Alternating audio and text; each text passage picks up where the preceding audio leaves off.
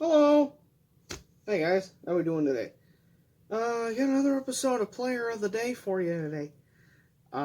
Today we're gonna go with a Chicago Cub, longtime Chicago Cub, Hall of Famer again. Today, we're gonna be going with this guy. Anyone tell me whose signature that is? A closer look for you. If you didn't guess it by now, today, we are talking about the one and only Ferguson Jenkins, or Fergie, as he's better known by his compadres, not the Black Eyed Peas front woman. I'm so funny.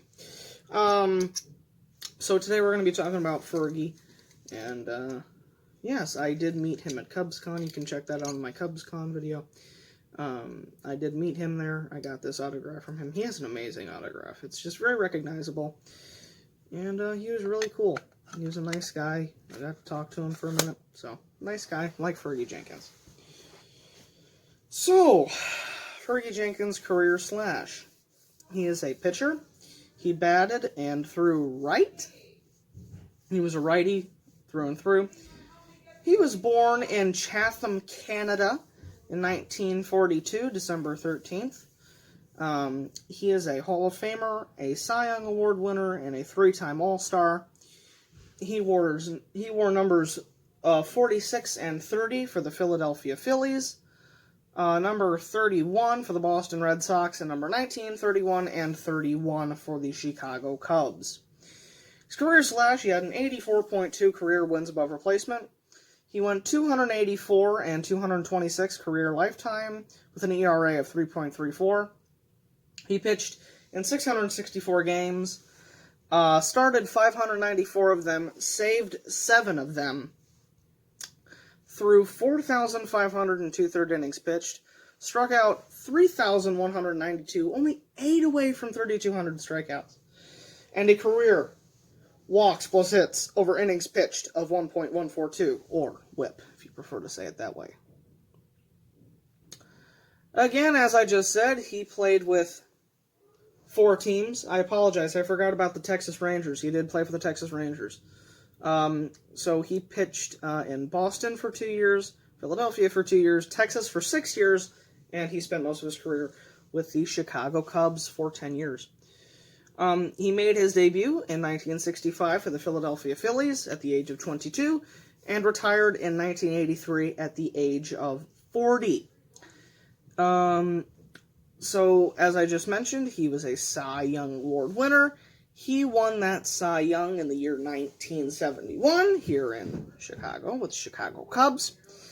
His strikeout over walk that year was 7.11. He only allowed 1 walk per 9, 0.8 home runs per 9. His ERA that year also was a very, very nice 2.77. Not the best ERA in baseball. But again, the biggest thing that we need to look at here is his wins. He won 24 games that year and lost 13. He is also a multiple-time 20-game winner. He won 20 games. He won 20 or more games 7 times in his career, which is very rare for a pitcher, and I think that's why he stands out so well, is he won a lot. But he also lost a lot, you know. His seasons were usually about a 500 or so winning percentage, sometimes under that. In 1973, he had a 3.89 ERA, which isn't bad, but he had a 467 win percentage, which is under 500, and if you don't know, being under 500 in baseball is usually bad. That means you have a losing record. His highest winning percentage ever was a 692 winning percentage in 1978 with the Texas Rangers. I had a 3.04 ERA that year. Like I said, he debuted with the Phillies, ended his career in Chicago. And again, he's from Canada. he nowadays spends his days running his Fergie Jenkins Foundation, which supports about 200 charities across North America and Canada. You can usually find him at events, signings. He's pretty out and about. He does a lot of stuff. Of course, not right now, but you can normally find him out and about. Of course, he was a part of the big three back in the 60s and 70s for the Cubs, which was Ernie Banks, him, and Billy Williams, both of those people will be covered eventually. So I wanted to talk about Fergie Jenkins today, just because I kind of have a personal thing with him. He was a nice guy when I met him. Like I said, I didn't talk to him for very long, but he seemed like a very nice gentleman. Yeah, so I really enjoyed that experience. Again, he has a great signature. He signed the only Rawlings official Major League Baseball that I own. This is an actual ball that they would use in the games. Of course, this is not a game ball. This was bought on the internet. Yeah. Again, I talk more about the CubsCon stuff in my CubsCon review video that I posted a few months ago. So if you want to get a more in-depth explanation into that, you can, of course, go ahead and watch that video. So let's talk about some of his years. Again, his rookie year, he only ended up pitching 7 games in Philadelphia. His first year. He had a 2.19 ERA, which is good for 7 games, That's pretty low. So he actually only played with Philadelphia for 2 years. He got sent back down to the minors in 1966. There he went 6-8 with a 3.32 ERA, and then he got called up to Philadelphia, but he actually never ended up playing for Philadelphia that year. And then he ended up getting traded to Chicago in the middle of the 1966 season. He went 6-8 with us that year, a 429 winning percentage, but a 3.31 ERA, so very respectable. His lowest career season ERA with at least 20 games pitched was a 2.77 ERA in the year 1971. Of course, that was the year he won that Cy Young Award, as I just mentioned earlier. Oh no, I'm sorry. I am incorrect. It's a 2.66 ERA, actually. I apologize. He pitched 40 games. That was 1968. I apologize on that. So that is his lowest career ERA. My apologies. I apologize. He is also known for throwing a lot of innings. He rarely, when he was in his prime, ever pitched a season under 200 innings. And even his last season, he pitched 167, but the year before that, he pitched 217 innings the year before he retired. So that just goes to show that he still was really, really trying to pitch well the year before he ended up retiring. Of course, this is back in the 60s and 70s, where relief pitchers really weren't, as big as they are nowadays and aren't, as sought out. So you would have pitchers, they would go out a game, and they would finish a game. In 1971, for example, in that Cy Young year, he pitched 39 games and finished 30 of them. So only 9 games was he taken out and put in for someone else. That is how good he was that year. If he was rolling, and he finished the game. That was probably the best year of his career, was his Cy Young year. But not his most winningest year, actually. His most winningest year was 1974, his first year with Texas, where he went 25-2 with a 2.82 ERA that year. So he was fantastic that year as well. So let's see, that was the 1974 season. He was a runner-up for Cy Young that year. So, of course, he did get beat out in the AL for the Cy Young, but he was very, very close to getting it, and I'd have to see who won that. This guy did get MVP votes. The closest he ever got to getting MVP was, as I just mentioned, 1974. He got 5th place for AL MVP, which is pretty cool to be in the top 5 for that. Never once in his career was he below the top 10 for Cy Young voting. When he was up for ballot for the Cy Young, the lowest he ever got when he was voted for the Cy Young was 6th when he was in the running for it. So, very, very impressive there.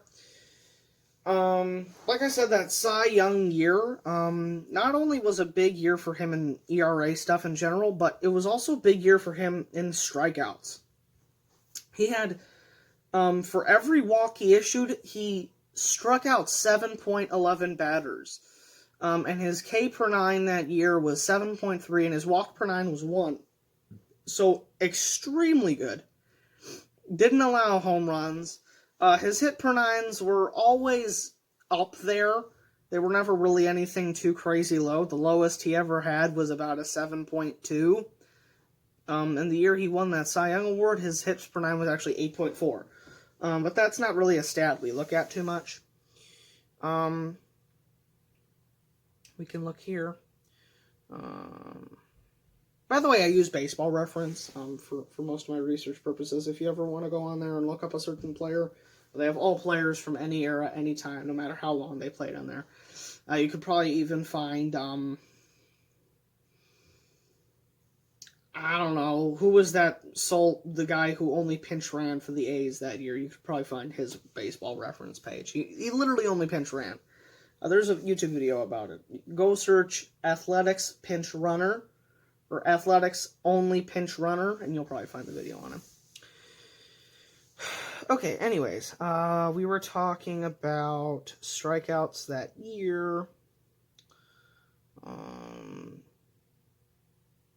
Yeah, so that year he struck out 263 batters, which is pretty good. Yeah, so he was always a good pitcher. He never was really, horrible. What I think is pretty cool, he never had an ERA above 5, which is pretty cool. The highest he ever got was a 4.50 ERA, and that was his last year with Texas in 1981. So yeah, he had a 19-year MLB career from age 22 to 40. Yeah. So, his average for every 162 games was about a 15-12 win-loss ratio, 557 winning percentage, a 3.34 ERA. So yeah, that's usually, that was about his average for every single year for 162 games. That would be about, for a starter anyway, that would be about his numbers. So again, just a little info on Fergie Jenkins. Good pitcher, great pitcher, Hall of Famer, of course. Nothing too crazy like Randy Johnson we just talked about yesterday, 5-time Cy Young Award winner, 10-time All-Star. This guy didn't even come close to that, but he had so many great years, and he finished so close to so many people many times that you just couldn't put him in, you couldn't not put him in the Hall of Fame. So that's all I got today, guys. Fergie Jenkins, Ferguson Jenkins, the Ferg, however you want to call him. Canadian-born, one of the greatest Cubs of all time, and a great all-time pitcher. Probably in the top 50 pitchers of all time, in my opinion. So, with that being said, thank you guys so much for watching. Really, really appreciate it. If you wanna like, subscribe when this goes on YouTube, please feel free to do that. I would really, really, really, really, really appreciate that. An unedited version of this video is what will be going up on Instagram, and the fully edited version will be going up on YouTube. So please go enjoy my YouTube. I'm no longer going to be posting the full video on Instagram, just because I don't think that it would be, very wise to put a full-length YouTube video on Instagram. So all videos will now be featured full-length on my YouTube channel. So if you want to really, really watch it, you're going to have to go to my YouTube channel. Sorry. So yeah. That's all I've got tonight. If you guys got anything? I'm all ears. No? Okay. Well, that's it for tonight, guys. Fergie Jenkins again, player of the day. If you want to learn more information on Fergie Jenkins, look at his Baseball Reference page. You can find tons of career stats. Watch some highlights if you can find them. Watch his Hall of Fame induction. You know, if you, maybe this video turns you into a Fergie Jenkins fan. Maybe this video turns you into a Cubs fan. If that did, then my goal has been accomplished. All right, guys, take care of yourselves, and be safe out there. It's crazy, but take care. And we are out.